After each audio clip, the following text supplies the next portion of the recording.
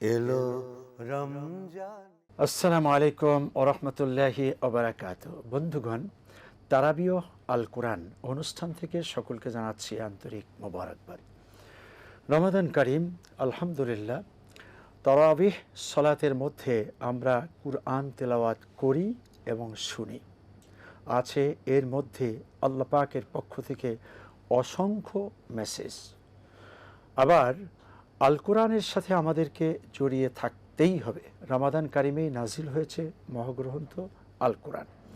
এই কোরআনকে চর্চা করা, কোরআন অনুযায়ী জীবন গড়া, সমাজ গড়া, রাষ্ট্র গড়া, এটা আমাদের ইমানি দায়িত্ব। আমাদের মাসব্যাপী আলোচনা হয়ে এসছে। এখন রমাদান কারিমের শেষ লগ্নে মহাগ্রন্থ আল কোরআনের সাথে আমাদের সম্পর্কটা রমাদান কারিমে যেমন থাকবে, পরবর্তীতেও থাকবে। কিভাবে কোরআনের সাথে আমাদের জীবনটাকে রাখতে হবে, জীবনটাকে গড়তে হবে, এ নিয়ে কথা বলবো ইনশাআল্লাহুল আজিজ। আমাদের স্টুডিওতে মেহমান হিসেবে আছেন বিশিষ্ট আলেমে দ্বীন অধ্যাপক আনম রশিদ আহমদ মাদানী। আসসালামু আলাইকুম ওয়া রাহমাতুল্লাহি ওয়া বারাকাতুহু। ওয়ালাইকুম আসসালাম ওয়া রাহমাতুল্লাহি ওয়া বারাকাতুহু। আহলান ওয়া সাহলান। জাযাকাল্লাহু খাইরান। বন্ধুগণ, আমরা একটা একটা করে আসুন বুঝার চেষ্টা করি। প্রথমত হলো যে তারাবিহ সালাতের মধ্যে যা তেলাওয়াত হয়েছে তার মুলাক্কাস মেসেজগুলো মাসব্যাপী আপনাদেরকে দেওয়া হয়েছে। এখন আমরা শেষ প্রান্তে এসে তারাবি আর কোরআন দীর্ঘ তেলাওয়াত এটা হবে না।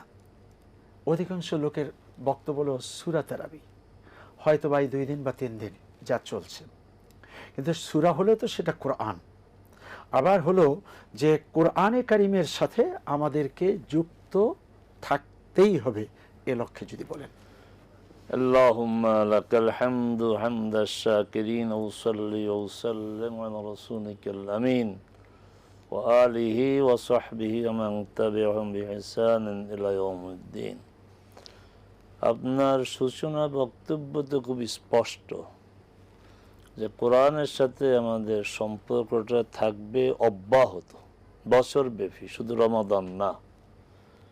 তারাবি একটা বিশেষ সুযোগ, এখানে কোরআন মাজিদ পড়া হয়, শোনা হয়। কিন্তু এখানে এই কথাটি বলতেই হয় যে এই যে 26 রমাদান দিবাগত রাতে কোরআন খতম করে দেওয়া হয়, এটা কেন? এটা বড় একটা প্রশ্ন। এটা হবে কেন? আর এই রাতে কোরআন খতম হয়ে যায়, পরবর্তী মানে রাতগুলোতে মুসল্লি বলতে গেলে নাই। এই যে মসজিদ থেকে মুসল্লিদের চলে যাওয়া, এর মূল কারণ হচ্ছে রাতে খতম শেষ করা। আমি সৌদি আরবে লেখাপড়া করেছি, তারপরেও বহুবার যাওয়ার আল্লাহ সুযোগ দিয়েছেন। ওখানে তো এই রাত্রে শেষ হয় না। যখন 20 রাকাত তারাবি হতো, এখন হয়তো 10 রাকাত হয়। 29 তারিখে শেষ হতো, তাও ওই অনিশ্চয়তার কারণে 29 দিবাগত রাতে, কারণ পরের দিন তো অনিশ্চিত। তাহলে আমাদের এখানে এই ব্যবস্থাটা আসলো একটি কারণে। আমাদের এখানে সম্মান রেখে বলছি উলামায়ে কেরাম যে ধরেই নেয়, সিদ্ধান্ত নিয়ে নিছে 27 তারিখ, 27 রাত মানে 26 দিবাগত রাত, এটা কদরের রাত। এই যে সিদ্ধান্ত আপনারা দিয়ে দিলেন, কিসের ভিত্তিতে দিলেন? যেখানে আল্লাহ রসুল বলছেন, আমি লাইলাতুল কদর বিষয়ে জানানোর জন্য ঘর থেকে বের হলাম, তখন দেখলাম তোমাদের দুইজন ঝগড়া করছে। আমি ওইদিকে তাকাইলাম, তারপর আমি লাইলাতুল কদর তারিখটা ফানাসিতুহা পা অথবা পানুসিতুহা, আমাকে ভুলিয়ে দেওয়া হয়েছে। তোমার আশা ফি খায়রুন লাকুম, আমি আশা করি এটাই তোমাদের কল্যাণকর। তোমরা এখন এই রাতটাকে সন্ধান করো, শেষ দশকের বিজোড় রাতে, শেষ 7-এর বিজোড় রাতে। এখানে এসে আপনি যে খতমটা করেন, তাহলে আপনি সিদ্ধান্ত দিয়ে দিলেন এইখানেই আপনার এটাই। আচ্ছা, মূল কথা হচ্ছে আলহামদুলিল্লাহ তারাবিতে যতটুকু পড়া হয় এর সার কথাগুলো আমাদের সামনে চলে আসে, আমরা শুনলাম। এখন ওই কথাতে আমরা ফিরে যাই যে আসলে কি রমাদান, কোরআন, তারাবি শেষ না। কোরআন তো আমার গাইডলাইন, আমাকে পথ দেখাবে প্রতিদিন প্রতি মুহূর্তে যে গাইডলাইন, সেই গাইডলাইন থেকে তো আমি বিচ্ছিন্ন হতে পারি না। এই জন্য কোরআনের সাথে থাকতে হবে, কোরআন চর্চা করতে হবে, কোরআনে আল্লাহ সুবহানাহু ওয়া তাআলা কি বলছেন তা জানতে হবে। আমরা একটা কথা প্রায় বলি, কোরআনকে কি বলা হয়? কালামুল্লাহ, আল্লাহর কালাম। আমি আপনি কে? আব্দুল্লাহ, আল্লাহর বান্দা। তা আল্লাহর বান্দা আল্লাহর কালাম তথা কথা পড়ে যাবে, বুঝবে না, এটা তো ইনসাফ হয় না। ইনসাফের দাবি হচ্ছে আমি যে আল্লাহর বান্দা, এই বান্দা হিসাবে দাবি হচ্ছে আমার রবের কথা শোনা, বুঝা। তা শুন, রমাদান শেষ হয়ে গেলেও আমরা কোরআনের সাথে সম্পর্ক রাখি। আমার রব, আমার মনিব কি বলছেন, কি বলতে চান, তা আমরা প্রতিদিনই এটা পাঠ করব এবং বুঝার চেষ্টা করব এবং আমার দায়িত্ব আমি ঠিক করব। আল্লাহ আমাদেরকে তৌফিক দিন। শুকরান। আবার আসবো আপনার কাছে। বন্ধুগণ, কয়েকটি দুঃখজনক বিষয়। এক নাম্বার হলো, আমরা এটা ধরেই নিয়েছি খতমটা দরকার, আর এই খতম নিয়ে অনেক কথা। একটা হলো তারাবির খতম, আর একটা হলো আমি তেলাওয়াত করছি খতম করেছি, আর একটা হলো যে কোনো হুজুরকে কন্ট্যাক্ট দেওয়া হয় খতম করার জন্য, মাদ্রাসার তলিবুল ইলমদেরকে দেওয়া হয় খতম করার জন্য, আবার কিছু মাদ্রাসার হুজুরেরা সম্মিলিতভাবে এত খতম করেছে। এই খতম খতম এমন শব্দটি মুসলিম উম্মার মধ্যে থাকাটা এটা খুবই একটা গর্হিত অপরাধ। কারণ হলো, আল্লাহ পাক কোরআন নাজিল করেছেন বুঝার জন্য, যেটা আল্লাহ বলছেন ইন্না আনজালনাহু কুরআনান আরাবিয়্যান লাআল্লাকুম তাকিলুন। কুরআনকে নিশ্চয়ই আমি নাজিল করলাম আরবি ভাষায় যাতে তোমরা বুঝতে পারো। এখন ইংলিশ আমরা বোঝার চেষ্টা করি, চাইনিজ বোঝার চেষ্টা করি, ফ্রান্স বোঝার চেষ্টা করি, কোরআন বোঝার চেষ্টা করি না কেন? এটা আরবি। তাহলে ওইগুলো তো অন্য দেশের ভাষা, এটাও যদি কঠিন হয় তাহলে ওগুলো তো আরও কঠিন। তবে কোরআনের ভাষাটা আল্লাহর পক্ষ থেকেই আরবি করে দিয়ে আবার সহজও করে দিয়েছেন। এটা শুধুই পড়তে মনে চায়। অতএব বন্ধুগণ, যারা কোরআন পড়েছি আপনি বারবার পড়ুন, দেখবেন যে মজা আর মজা, কোনোদিন মজা ফুরিয়ে যায় না। 2 নাম্বার, হাফেজগণ কত সুন্দর একেবারে বা থেকে সিন পর্যন্ত চমৎকার পড়েন। লক্ষ হাফেজ বসে থাকেন, ভুল ধরতে পারেন না। পৃথিবীতে আর দ্বিতীয় কোনো গ্রন্থ নেই সেই গ্রন্থটি এরকম চমৎকার নির্ভুল পড়া যায়।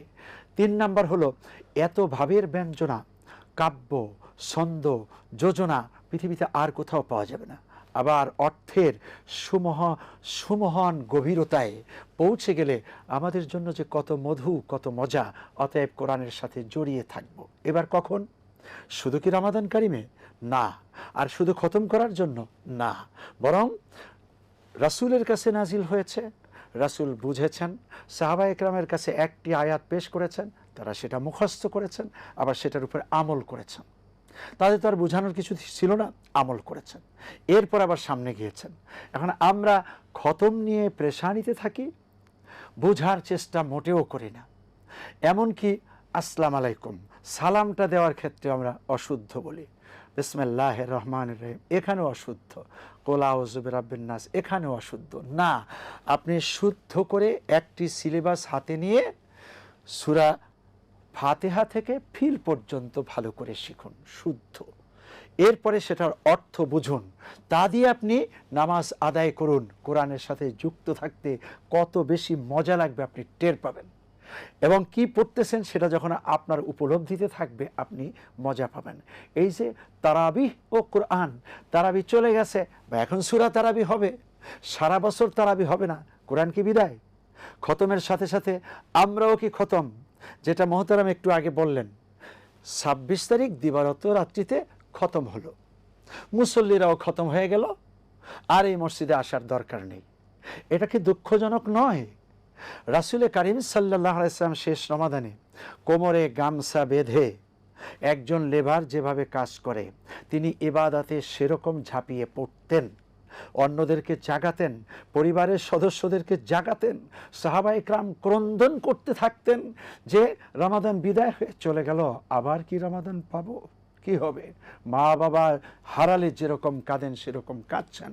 অতএব বন্ধুগণ, না তারাবিহ হয়ে গেল দেখেই কোরআন শেষ হয়ে গেল এমনটি না, কোরআনের সিলেবাসে থাকবো ইনশাআল্লাহ। মোহতারাম, আবার আপনার কাছে যাচ্ছি। আপনিও বলেছেন, আমি একটু বললাম, সিলেবাসে কি কি পদ্ধতি অবলম্বন করলে সারাটি বছর একটি মানুষকে কোরআনের সাথে সম্পৃক্ত থাকা সহজ হতে পারে, ওই কথাটা একটু যদি বুঝিয়ে দেন। জি, আসলে ওই আমরা তো বারবার একটি কথার মধ্যেই ফিরে আসি এবং আসতে চাই, আসতে হবে যে কোরআনের সাথে লেগে থাকতে হবে।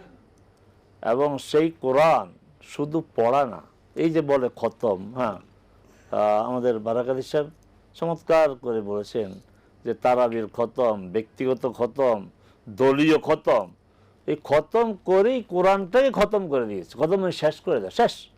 কোরআনের কোনো রূহ নাই, কোরআনের কোনো স্পিরিট নাই। কয়েকজনকে ডেকে এনে খতম করানো হয়। এটা কেউ মারা গেলে রমাদানে নিজে। আচ্ছা, এখানে কিছু বিষয় তো প্রাসঙ্গিক চলেই আসে। এই খতমটা মসজিদে পাঠানো হয়, যে আমার ছেলে খতম দিয়েছে, আমার মেয়ে খতম দিয়েছে, এটা জানান দেওয়া হয়। আর কোরআনের খতম যে আবাদত, এই আবাদতকে জানান দিয়ে আপনার সমাজকে জানিয়ে দিবেন, তাহলে শেষ সওয়াব, সওয়াব শেষ, কোনো প্রাপ্তি নাই। আর এই যে বলা হলো, আল্লাহ সুবহানাহু ওয়া তাআলা বলছেন যে কোরআন নাজিল করেছে আরবি ভাষায়, কি জন্য? লাআল্লাকুম তাআকিলুন। এই সাদা মাটা অর্থ করা বুঝা, কিন্তু না, বুঝার চেয়েও এটা অনেক ধাপ উপরে, কারণ এখানে আকলকে কাজে লাগানো বলা হয়েছে। যদি আমরা সহজ সরল বা বুঝা বলি তো লাআল্লাকুম তাফহামুন, কোরআনে কোথাও লাআল্লাকুম তাফহামুন নাই, লাআল্লাকুম তাআকিলুন, তাতাফাক্কারুন, আফালা ইয়াতাদাব্বারুল কুরআন ইত্যাদি। তাহলে তাআকিলুনের মূল স্পিরিট হচ্ছে আকলকে কাজে লাগানো। আল্লাহ যে আমাদেরকে বোধ দিয়েছে, জ্ঞান দিয়েছে, সেটাকে কাজে লাগানো। কোরআন আজকে অবহেলিত। কোরআনের শুরু তো আমরা যদি এইভাবে শুরু করি, কোরআনের পাঠ আছে তাও কম। কতজন এই বাংলাদেশেই আজ থেকে আপনি 40-50 বছর আপনার পিছনে যান, গ্রাম বাংলায় বহু মানুষ কোরআন তেলাওয়াত করতে পারত। এখন কোরআন তেলাওয়াত করার লোকের সংখ্যা কমে যাচ্ছে, তেলাওয়াত। এরপরে যারা তেলাওয়াত জানে তারা কি অর্থ জানে, তারা কি বুঝে? এখন কিভাবে যেটা হয় যে ওই যে একটা কথা আছে, একজন মা বলতেছেন একজন শেখের যে আমার ছেলে মেয়েকে আমি ফজরের জন্য ডাকি, তারা উঠতে চায় না, করণীয় কি?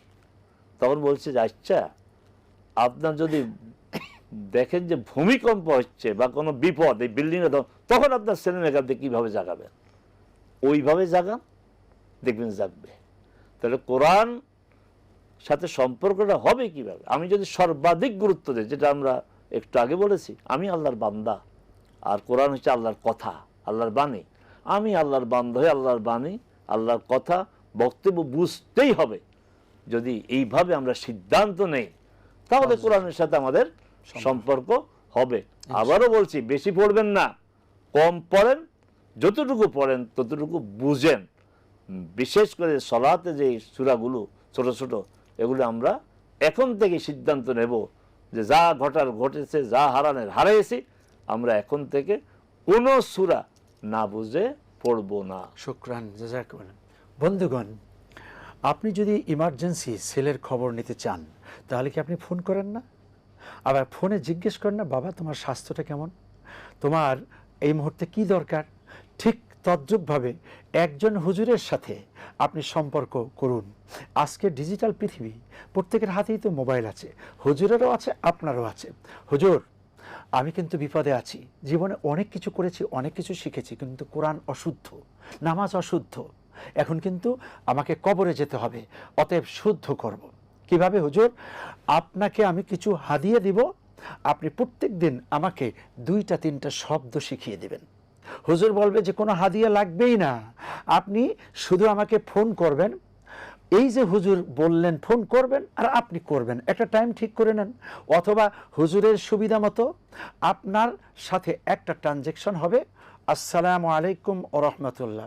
হুজুর আলহামদুলিল্লাহ ঠিক আছে?